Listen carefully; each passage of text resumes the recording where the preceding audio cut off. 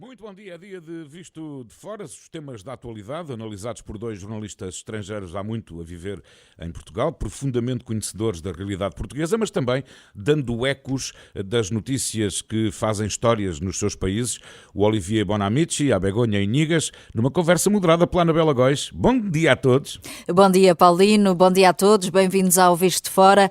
Begonha e Olivier, é a nossa primeira edição, desde que começou o desconfinamento. O que é que já fizeram nestes últimos dias e que antes não podiam fazer, Olivier?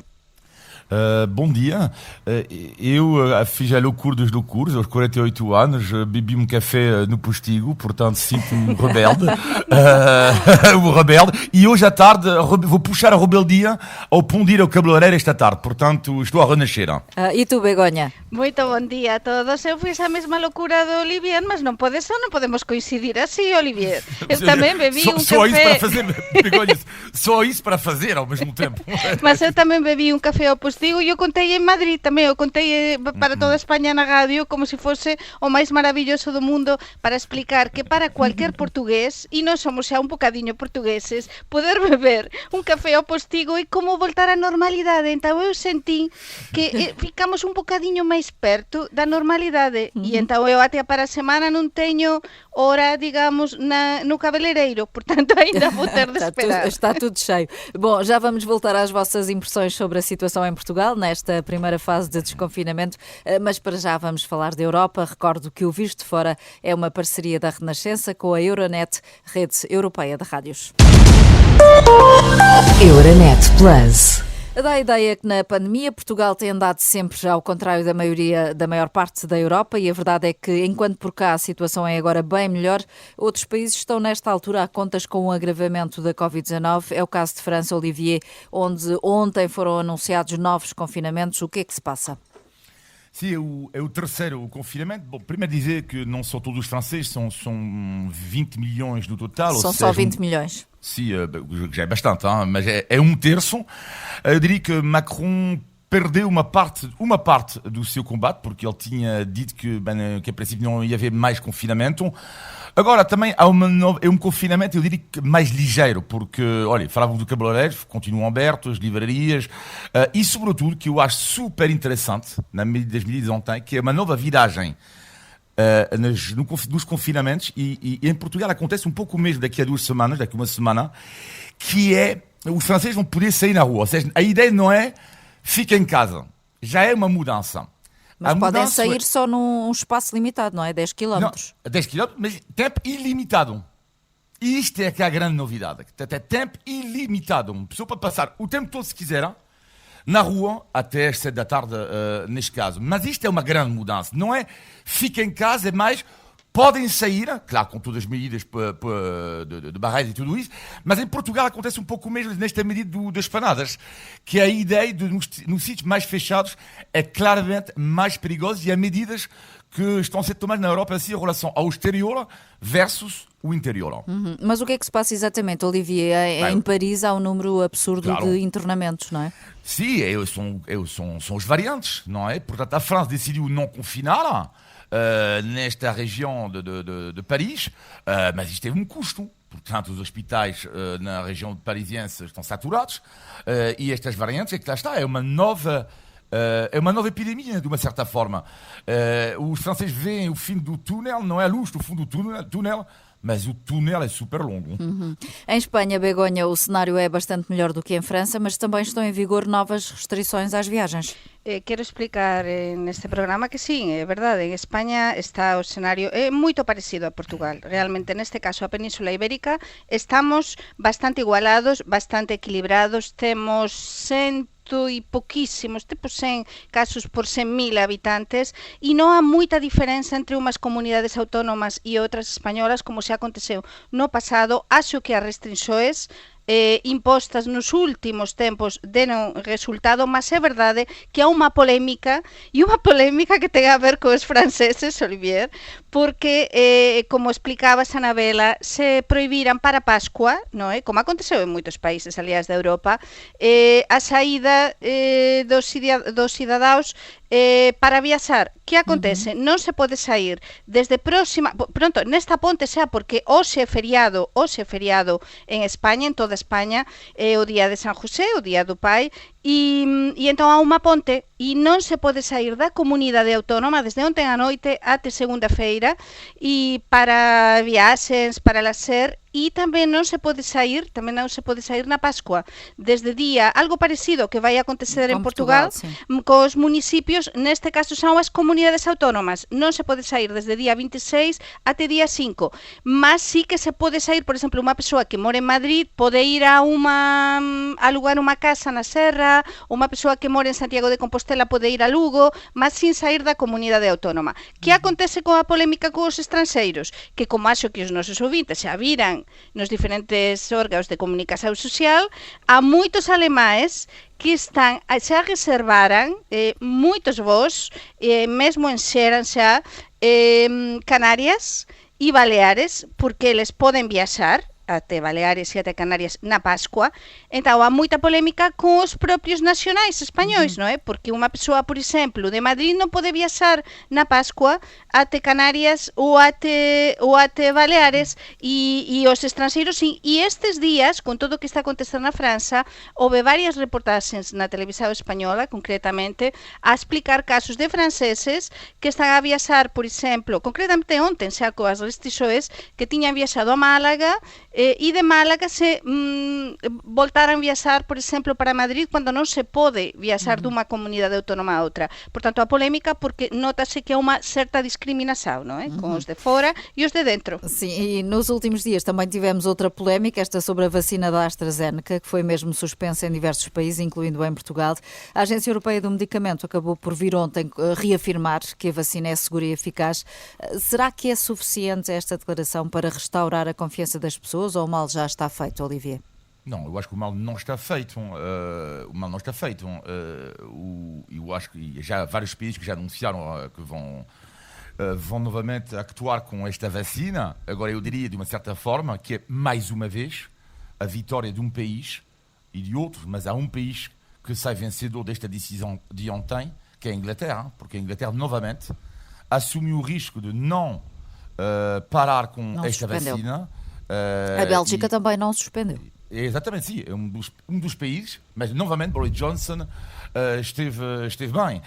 E é preciso não esquecer que foi ele próprio, com a AstraZeneca, através de Oxford, foi ele que lutou, fez tudo para que seja a Oxford a se associar com a AstraZeneca. Mais uma vitória para mim de Boris Johnson no que diz respeito à vacinação. De alguma forma pode dizer-se que este caso da AstraZeneca voltou a mostrar que os políticos e os cientistas nem sempre correm na mesma pista, Begonha? Sem dúvida, é mesmo assim. Isto foi um assunto político. Eu acho que foi um assunto político, fundamentalmente. O Reino Unido, Boris Johnson, é algo que explicou desde o primeiro momento, e foi a súa teoría, mas sem dúvida temos de lembrar cá que a AstraZeneca é unha vacina feita pela Suecia e pelo Reino Unido, mas é fundamentalmente británico, e, portanto, o Reino Unido non está na Unión Europea. Então, aquí há unha luta tamén de poder por causa das vacinas, é moito perigoso para nós, e desde o primeiro momento os cientistas, todos os cientistas que nos ouvimos nos diferentes órganos de comunicación social, non só en Portugal, na España, na França, en diferentes países, dixeran que concordaban con esta vacina, que achaban que era moito mellor continuar con a vacina xa ou con a AstraZeneca do que parar, non é? E que acontece con todo isto? É que realmente ratificou o órgano máximo do medicamento da Unión Europea, non é? Ratificou isto que dixeran os cientistas, que é mesmo así. E eu acho que foi como unha onda de choque, que un país comenzou a prohibir a vacina, outro seguiu, e depois a España e o Portugal tiveran de prohibir. Mas con isto se atrasou bastante, e agora máis tempo que aínda vamos demorar em ficar protegidos frente a vírus. Portanto, é uma pena ter perdido. Para mim, o fundamental é que perdimos um tempo precioso num momento que estamos a combatir uma guerra contra um inimigo que é invisível, mas um inimigo muito forte e muito perigoso. E o facto é que as vacinas continuam sem chegar para as encomendas e esta semana a troca de acusações entre Bruxelas e Londres subiu mais um degrau. A Presidente da Comissão Europeia, Ursula von der Leyen, ameaçou agora impedir a saída de vacinas da Pfizer para o Reino Unido se os britânicos continuarem a bloquear a exportação de vacinas da AstraZeneca para o continente europeu. Onde é que isto vai acabar, Olivier? Não sei onde é que isto vai acabar. Dá a sensação que o tempo passa e que cada encomenda as vacinas, pronto, em função do seu próprio umbigo, pronto, que é loucura. Agora, a União Europeia sobe o tom, que eu acho também bem, porque a União Europeia, afinal, foi bastante humilhada nesta questão da vacinação. Sim. Mas, ao mesmo tempo, humilhado por causa dos atrasos, não é? Agora, é evidente que, ao mesmo tempo, quando a União Europeia vimos que exportou 10 milhões de doses produzidas na União Europeia para o Reino Unido e o Reino Unido não exportou uma dose sequer para a União Europeia, é evidente que algo tinha que ser feito ao nível do tom. Agora, também, a União Europeia, que erro na forma como encomendou as vacinas. Eu tenho um caderno preto, um trabalho, faço os meus apontamentos. E pareceu a mim que a União Europeia encomendou as vacinas como tivesse encomendado um caderno preto. Ou seja, todo o tempo, vamos ver os preços, vamos na loja e vamos comparar. E depois, é o erro. Porque isto não é uma maratona, é um contrarrelógio. Portanto, houve um erro de planeamento. Begonha, será exagerado dizer que estamos a assistir a uma espécie de guerra fria por causa das vacinas da Covid? Há um momento eu falei de guerra, não é? Uma guerra contra o vírus. Sem dúvida, esta é uma espécie de guerra fria muito estranha na que estamos imersos, mas o problema é que estamos a xogar, além de xogar com as nossas vidas, também com a nossa saúde, a saúde individual de cada um, não é? Mas eu ponho aqui sobre a mesa os dados que são muito significativos. O Reino Unido já vacinou com mais de 25 milhões de doses da vacina, maioritariamente AstraZeneca, aos seus cidadãos, e aconteceram pouquíssimas coisas. Pensem que se os nossos ouvintes, que se no Reino Unido tivessem acontecido muitas coisas, não saberíamos, ainda que não estesen na União Europeia, não é? Estamos num mundo global, é um país democrático onde as notícias nas redes sociais voam, não é? E portanto, a vacina AstraZeneca é segura.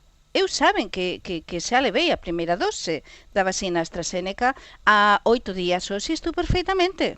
Estou totalmente normal, teve pouquíssimos efeitos secundarios e é o que acontece a grande maioria das pessoas. Portanto, eu queria transmitir desde estes microfones da Renascença uma mensaxe de tranquilidade. É preciso nos vacinar. Cualquier de nós, quando tivemos de facer alguma viaxe a algún lugar ou local determinado, tivemos de levar vacinas moito máis fortes, con moitos máis efeitos secundarios. Aliás, os nosos fillos, quando foram vacinados, por exemplo, em Espanha, uma vacina muito forte que é a triple vírica, e acho que aqui também em Portugal levam as crianças, que são diferentes doses, é uma vacina que cria muitíssimos efeitos secundários. Portanto, sempre vai haver alguém que vai ter um problema, mas 30 e tal pessoas, de 17 milhões de pessoas que levaram a vacina, que tiveram algum problema, pois, ou muitos problemas, mas foram pouquíssimas, pois realmente não é um dado significativo. E por isso devemos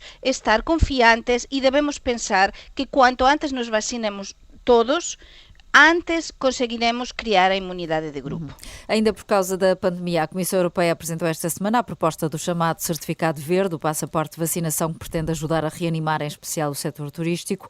A proposta da Comissão parece-vos razoável ou mantém-se os riscos que muitos têm assinalado, nomeadamente discriminação, violação de dados pessoais, etc. Olivia, o que é que achas? É uma medida que eu acho que é bastante interessante, porque ao contar de um passaporte vacinal, não vamos ter a obrigação de vacinar, e sobretudo, que eu diria mais importante do que isto, que é há pessoas que, entretanto, não terão sido vacinadas porque não chegou a hora delas e porque proibir a viagem a estas pessoas.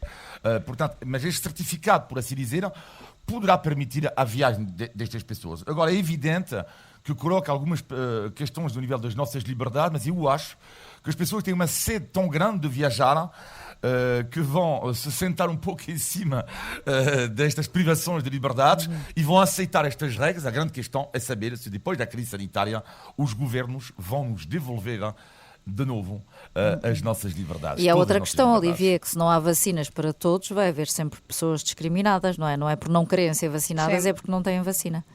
Sim, mas espera aí, mas isto não está previsto. O certificado, vamos ver. O certificado é diferente do passaporte vacinal. O certificado, uma pessoa, vamos ver como é que isso vai funcionar. Pois, temos de ver como é que vai funcionar. Sim, mas há estados que poderão permitir, a partir do momento em que tu apresentas o teste PCR negativo, poderás, em princípio, viajar, não esquecendo que a decisão é dos Estados, porque a soberania em termos de saúde pertence aos Estados e não à Comissão Europeia. Begonha, tu que já levaste a primeira dose da vacina, vais ter direito a passaporte? Ficas contente? Non se trata disso. Acho que este tema se tende a legislar moito ben. É un tema, Portugal agora ten a presidencia de turno da Unión Europea e ten toda esta responsabilidade sobre as súas costas. Acho que pode demostrar que pode facer as coisas ben, e eu espero, aliás, que o faça, mas non é fácil, porque aquí exactamente temos o certificado, temos o tal pasaporte, e acho que se debe legislar moito ben e se debe incluir as persoas que, por exemplo, non foran vacinadas, pelo menos poder viaxar a determinado destino, continuar a viaxar con un test PCR, por exemplo, ou antíxenos, mas é verdade que é discriminatorio, sin dúbida que é discriminatorio, e como non vamos estar todos vacinados de aquí ao verão, a temporada máis que nos apetece a todos viaxar, vai haber discriminación, mas tamén temos de pensar na economía dos nosos países. Entón, os sectores, e por iso se está a facer fundamentalmente, o sector turístico, por exemplo, tanto na España como en Portugal, que é tan forte e que representa tanto para o noso PIB, se non se facer algo así, similar, tipo este certificado, pasaporte, moitas persoas van ter receios en vir a determinados países do sul de Europa, por exemplo. E então é importantíssimo facer algo para que possa vir o turismo, mas, sin dúvida, as nosas liberdades, como dicía Olivier, están agora mesmo deixadas de lado. Nós perdimos moita liberdade con esta pandemia, moitos dereitos nos perdimos e, por favor, temos de voltar a recuperar estes dereitos. Isto é fundamental quando tudo isto comece a passar. É fundamental isso. Esperar que sim.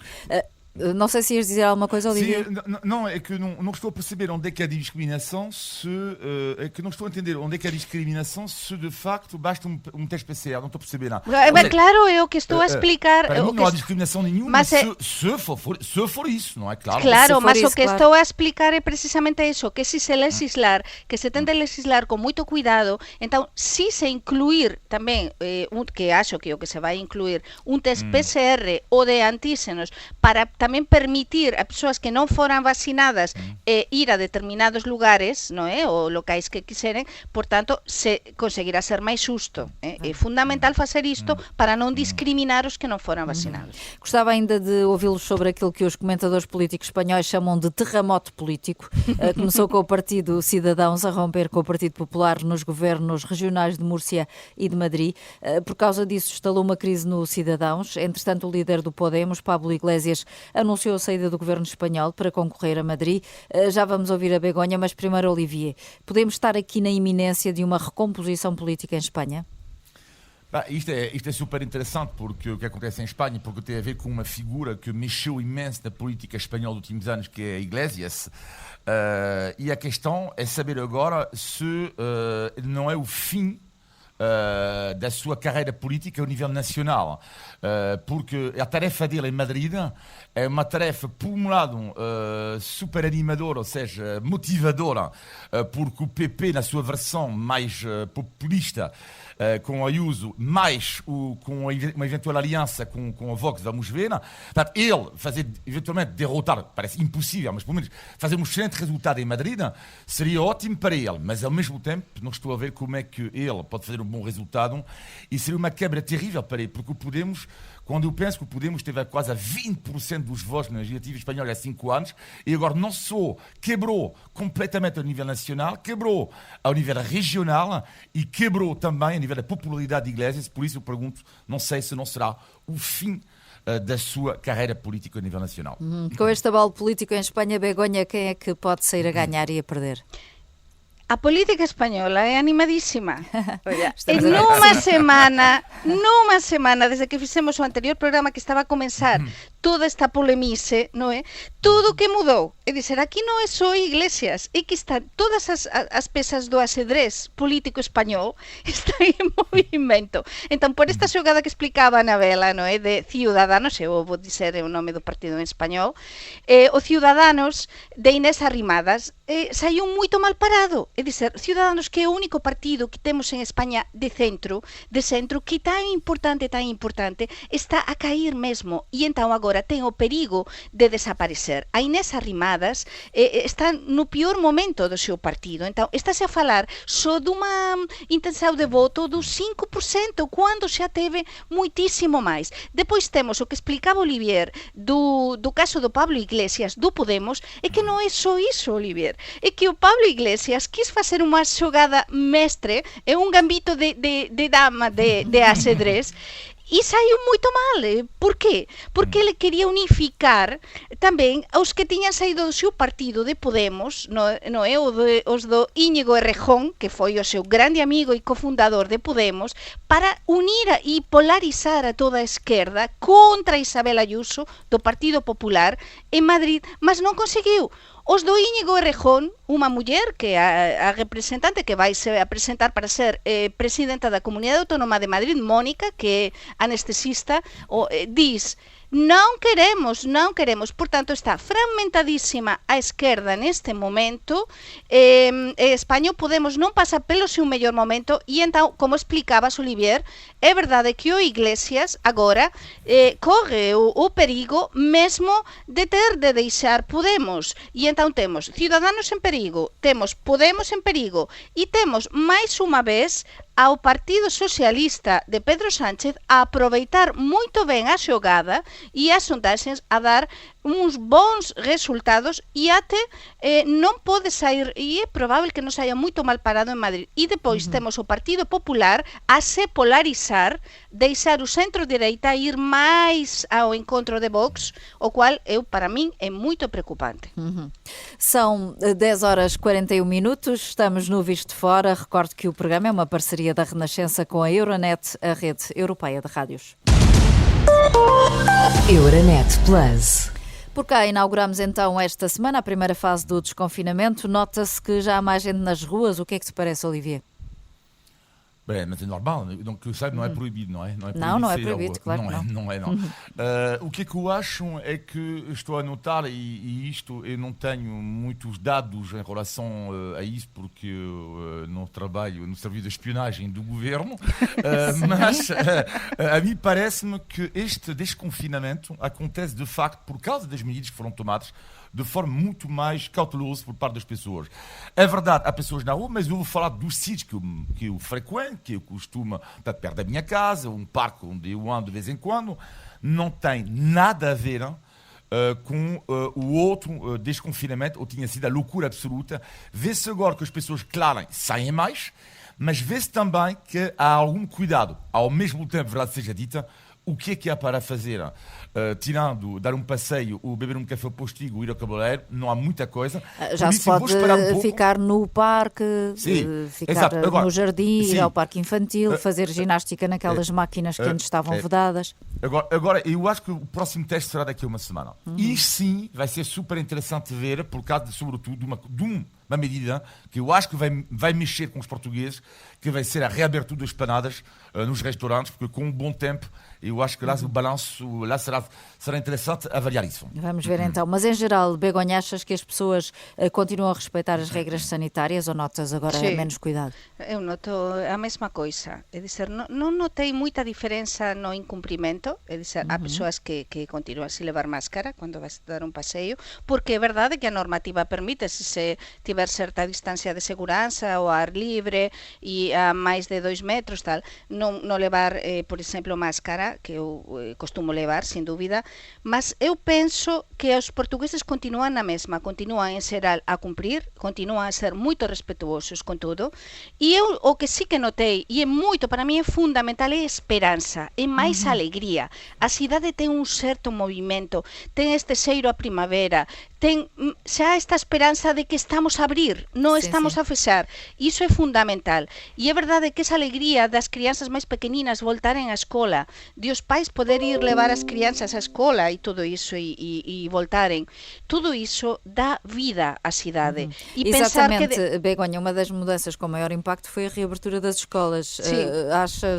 Como é que achas que está a correr este aspecto em particular? Eu penso que muito bem. Eu penso que está a correr muito bem e quando se comecem a vacinar os professores xa para a semana non, penso, sí, vai ser para a semana, anunciaram, non? É que estou un bocado en España, acho que a partir de quarta e aqui a partir de segunda, non é? Dia 27, no próximo fim de semana. Deveria ser este fim de semana já. Mas é muito importante isto, vai dar ainda máis segurança, mas penso que se está a facer muito ben porque como se está a facer faseadamente, que é unha cousa que temos falado tanto neste programa, até depois da Pascua non voltan o outro nivel de ensino e só os máis vellos voltarán no día 19, non é, de abril. Sim.